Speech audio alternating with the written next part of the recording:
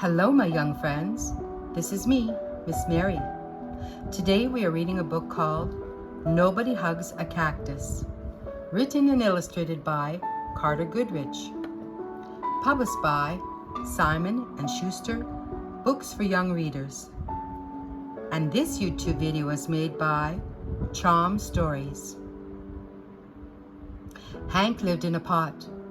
The pot sat in a window. The window looked out at the empty desert.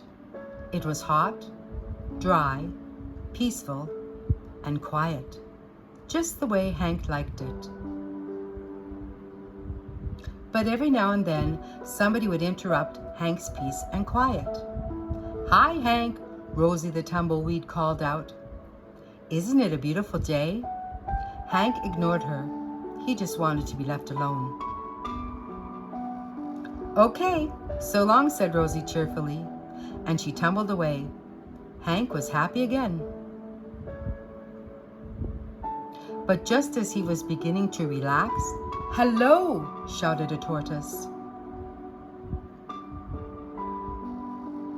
"Private property," yelled Hank. "Keep out!" The tortoise was so frightened, he hid in his shell. Hank was still yelling at the tortoise when a jackrabbit dashed by. "Hiya, Prickles," she shouted. "My name isn't Prickles," Hank yelled back, "and stay out of my yard." "Tumbleweeds, tortoises, jackrabbits, what's next?" said Hank. A coyote came lopping by. "No dogs allowed," yelled Hank. "I'm not a dog," said the coyote, "and you are just as prickly on the inside as you are on the outside." Before Hank could yell back at the coyote, a cowboy strutted past. "Keep off the grass," shouted Hank. "What grass?" said the cowboy. "Seems to me somebody needs a hug. Too bad nobody hugs a cactus." "Hi," said a lizard. "Who invited you?" said Hank. "And just in case you're wondering, I don't want a hug." "That's good," said the lizard, "because I don't want to give you one." Then he skittered away.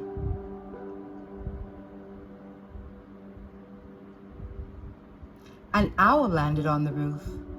"If you're looking for a hug," said Hank, "well, I guess I could give you one." "Who, me?" said the owl. "You must be joking." And for the first time, Hank began to feel a little lonely. The next morning, Hank was feeling more sad on the inside than prickly. Maybe a hug wouldn't be so bad after all. The wind began to pick up. An old cup blew by and stuck to Hank's face. His arms were too short to get it off. "Great," said Hank. After a while, Rosie came bouncing by. "I'll get it off you, Hank," she shouted, and she jumped up to knock the cup off Hank's face. Then she tumbled away.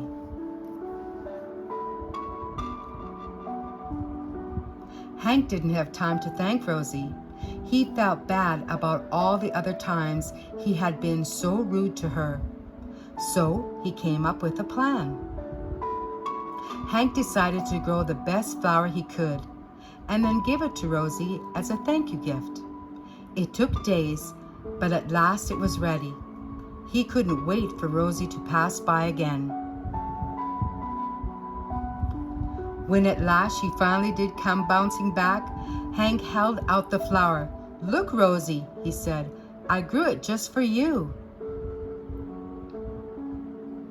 Rosie was so surprised, she jumped up and gave Hank a great big hug. It felt so nice, Hank didn't want to let go. And as things turned out, he couldn't. Rosie and Hank had become stuck together. But they didn't care. After all, it's better to be stuck in a hug than stuck all alone.